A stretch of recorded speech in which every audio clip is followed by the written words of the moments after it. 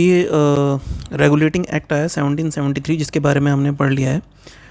अब उसके बाद में लगातार जैसा कि हम जानते हैं ब्रिटिश क्राउन या ब्रिटिश गवर्नमेंट इस तरह के रूल्स एंड रेगुलेशंस लाती रही जिससे कि कंपनी पर धीरे धीरे उनका कंट्रोल टाइट होता जाए और स्ट्रांग होता जाए और धीरे धीरे उनके खुद इंडिया में आने की पृष्ठभूमि भी बन सके, ऐसा लगता है।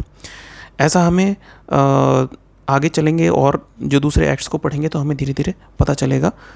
अब इसी कड़ी में आगे एक एक्ट आता है अमेंडिंग एक्ट ऑफ 1781। इसमें क्या हुआ कि जो भी अंग्रेज़ों को लगा कि भी 1773 के रेगुलेटिंग एक्ट में जो भी कमियां रह गई थी उसे ठीक करने के लिए उन्होंने ये किया।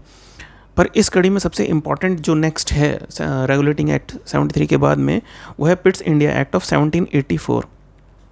क्योंकि क्या हुआ, फर्स्ट टाइम इसी एक्ट में जो कंपनी के दो अलग अलग फंक्शंस थे, कमर्शियल एंड पॉलिटिकल।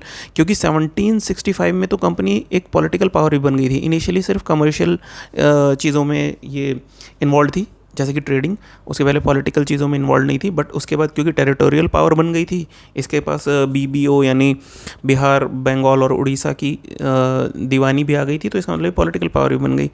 तो अब क्या हुआ, ब्रिटिश क्राउन ने ये भी डिस्टिंग्विश कर दिया कि भाई आपके पास दोनों पावर है, कमर्शियल और पॉलिटिकल।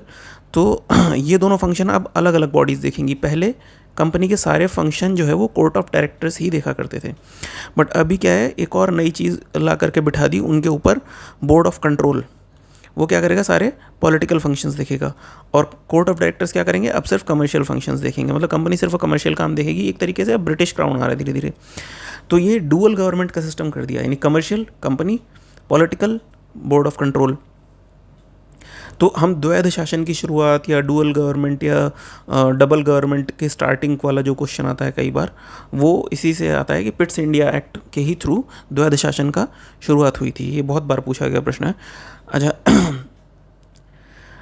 अब क्या था कि बोर्ड ऑफ कंट्रोल लाया किस लिए गया था, ये क्राउन का दखल बढ़ाने के लिए पॉलिटिकल अफेयर्स में। अब फर्स्ट टाइम क्या हुआ, कंपनी की टेरिटरीज़ को ब्रिटिश पोजेशंस बोला गया, यानी कंपनी के पोजेशन नहीं है। जो भी कंपनी टेरिटरी एक्वायर कर रही है वो किसके पोजेशन है, वो ब्रिटिश पोजेशन है, ब्रिटिश पोजेशन इन इंडिया है।